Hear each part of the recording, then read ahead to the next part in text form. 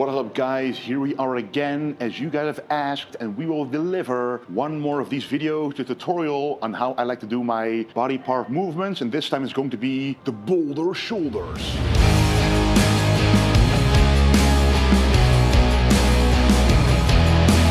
This time I'm going to show you 3 or maybe a little more of my favorite movements to build those cannonball delts.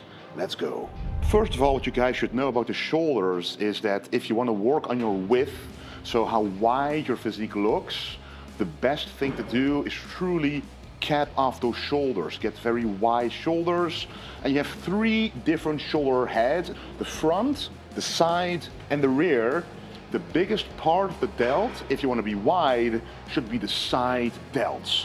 So every time you train the delts, you should start out with the side. And how do you train the side the best possible way? Of course, with a side lateral raise. You can do it with a dumbbell, you can do it with a cable. You have these machines, but I like to do it in this particular way. So here we are at a cable stack. As you can see, I'm already doing it a little differently compared to how you used to see it from different bodybuilders perhaps. This would normally be at the very bottom like this. And if I would then do the movement, for example, to demonstrate it to you guys, I will be doing this. This is very difficult, but guess what? When I'm here, it's very easy. Where is the tension? It's gone. It's all on the wrist here. That is not what we want. If you want to build muscle, you want to have tension, especially in the stretch. So, one good way to get the tension there is at the end of the motion of this side raise, you should have this cable 90 degrees opposed to your side delt. So if I do it right now, you can see this cable is pulling this way, and I can't really keep it like this because you can see the striations there. The tension is on the side delts. So what I'm going to do now is demonstrate to you how I like to do this. So go all the way up, about 90 degrees, perpendicular to the ground, parallel to the ground, and then like this. But as you go here, you can feel the tension here, the maximum stretch. As we all know, especially nowadays, the stretch causes the most stimulus for muscle growth. So one more thing you guys might be wondering, why is he using this thing? This is an ankle cuff, but just because it's called an ankle cuff doesn't mean you have to use it on your ankles only for glute kickbacks. You can use it for this kind of motion as well. Why? Because then the wrist is not a limiting factor anymore. It's not going to be strained, so you take one more joint out of the equation that's going to be under stress. So all the stress will be on top of your wrist, so basically above the wrist joint. And this way you won't have any pain in the forearm or the wrist at all, and will make it much more naturally feeling. So trust me guys, if your gym doesn't have this, just buy it yourself on Amazon and attach it to this, and it will make a world of difference. Next up, we're gonna move to a different exercise, but still for the side delts. Why? Because again, we can never be wide enough. So we're gonna use a dumbbell this time, but we're not just gonna stand like this, because what did I just tell you? Once you have the dumbbell in your hand here, where is the tension? It's just in your forearms trying to hold the dumbbell, but not in the side delts anymore. So I'm gonna use a trick, an old school Arnold Schwarzenegger trick. And let me show you what I mean. So I just grab the dumbbell, and trust me guys, if you can do 15 kilos standing up, cut it in half. So cut it to 7.5, for example, but cut the weight in half, trust me. So what you wanna do then is take a bench, put it around, a 45-degree incline, something like that, because you're gonna be doing this unilaterally per side, starting with the weakest or smallest side. For me, usually the left side. You wanna put your body on this sideways, put your arm right under here so it's nice and free, put the back leg to the back, and this leg like this, so it gives you the range of motion necessary to feel the tension at the bottom. Because look at this. We're gonna go up. Here you have a lot of tension, and guess what? I'm going all the way down, all the way down. Here there's still tension. As you can see, my side delt, it still has to do effort to keep the dumbbell here. So this is an incredible movement, the call to the incline side dumbbell lateral raise. A long name for an old school movement, and it's already difficult, as you can see, but it's quite amazing to do. I've Been doing this for many years, so I alternate between this version and the cable version because who doesn't love to work out with old school free weight dumbbells when it actually works? So again, on the stretch part, you want to feel that tension. So let me show you it from the other side. You would then alternate like this and alternate the legs as well, as you can see. Because if you do this, some people do this, but look, the dumbbell is touching the leg. So putting the leg here allows you a bit more range to go all the way here and then go up again. And what you want to do here, as with the side lateral raise in the cable, is go relatively high volume, which means I like to do at least 4 sets and around 15 reps minimum. Because guess what? If you want to go for lower reps, that means you can go with a heavier weight. Let me grab a heavier weight, like a 30 kilo. Now what happens when I'm trying to do a side lateral raise with this? Look what's going to happen here first. The trap is trying to push it up. You can see the trap is working, so yes, I can do this, but it's a lot of trap involvement as well. What don't you want to do as a bodybuilder? Involve muscles that you don't want to train at that moment. So for the side delts, higher volume, lower weight, and simply feel the burn in that muscle. Now that we managed the side delts with these 2 movements, you can create enormous side delts, but what about the rear delts?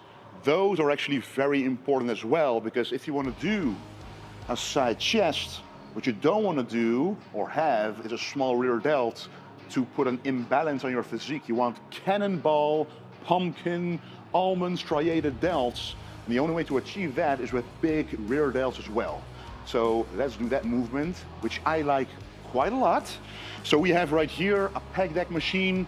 You can use it like this for the chest, but like this for the rear delts.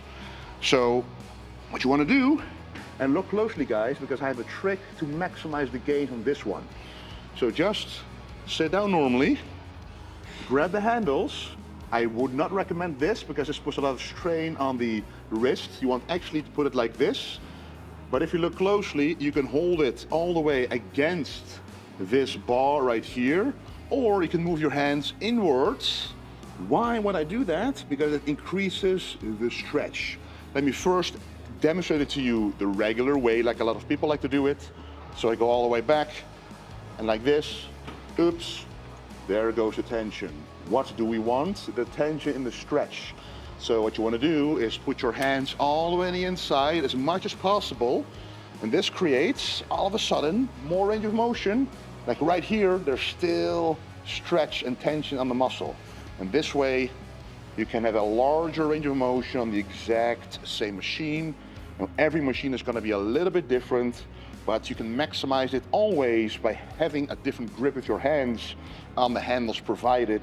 So put them as close to each other as you can to maximize the range of motion and stimulus for muscle growth. So one thing about the rear delts is also it's a small muscle group. It can easily be overtaken once again by those traps. So what you want to do is a lightweight, high volume. So you might want to do, again, 3 to 4 sets of 15 to even 20 reps. And in my opinion, every time you train the back, you might as well put this one in at the last motion to finish them off, because every back movement pretty much involves the rear delts a little bit. And you might want to finish them off with a separated isolation movement like this at the very end. We also have a dumbbell variation for the rear delts. So it's with 2 dumbbells, and it's going to be a reverse fly once again. I like to do it like this because, you know, it's dumbbells, old school, free weight, but it feels great. So what you want to do is sit on a bench. I want to make sure you put your feet in front of you so you have enough space in between your leg and the bench for the dumbbells to go. Then bend forward basically, and you just want to do like this, a reverse fly. So when you go up, feel the tension here. When you go down, yes, it's true, there's not as much tension here, but because you move like this, because the moment the dumbbells almost hit, you go back up, and that's causing a lot of tension in the muscle on its own. Because you keep moving, the tension is never lost. And trust me guys, if you do this 15 to 20 reps, your rear delts will be explodingly big. So those are already 4 movements. But where is the front delts? I can already hear all the people screaming at me, but the most important part of your delts, isn't it the front delt? Well, partially correct, because when you do most muscular, for example, the front delt is a big part of that pose, and it gives you a lot of volume in the delt itself. But guess what? When I train the chest, or when anybody trains the chest, the front delt, as you can automatically see, is involved quite a lot automatically with the motion. Almost no matter what you do, especially an incline motion like this. I mean, the rear delt, the front delt is used so much with it. It's involved that honestly, I haven't trained the front delts in 5-6 years, at least not seriously at all. It's not programmed into my split at all since I've been a pro. So I used to do it back in the day because everybody said you gotta do a military press or an Arnold press or whatever to grow big delts, but I've never done that.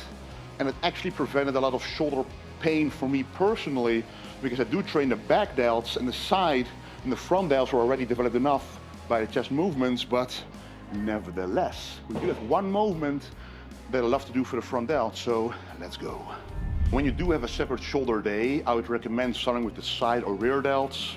So you have two muscle groups trained, the side and the rear, and then you end with the front delts. And if you want to do a military press, don't have any muscle pain or niggles or pains at all, sure, you can do it, but before you do, I would recommend a pre-exhaustion technique, or just only the movement I'm about to do, which are the old school front raises. A front raise is exactly what it's called, alternating between the dumbbells, like this. So you get a very good contraction, a semi-stretch, but not perfect, but it's a great way to finish out the front delts after a chest movement, like a workout, or to pre-exhaust them before moving on to a heavy military press. Because for bodybuilders, it's not all about the weight, it's about tiring out the muscle as much as possible, stimulating it for muscle growth, and actually not using as much weight as we can, because that puts a stress on the joints, the tendons, the ligaments, and also on the muscle, but you just want the muscle to be stressed and nothing else, to be honest. So what you want to do, grab pretty light dumbbells, also 15 reps like this. Simply alternate between the arms, and don't go all the way up like this, because here, again, no tension left. So just go a little bit to your eyes, a little bit above your eyes, and then go back. This is a very easy one to do, and it gives you a great pump as well. So guys, those were my top exercises and how to do them for the shoulders. To recap, start with the side delts. Always make sure you feel the stretch, you feel a lot of tension there, higher volume. Include the side delts after the chest workout, rear delts after the back workout, and if you train shoulders separately, try to pre-exhaust the front delts to prevent a lot of misery and pain and still make them grow to be cannonball delts. So guys, a lot more videos like this are coming, but let me know which one you want to see down in the comments. As in always, don't forget to stay golden.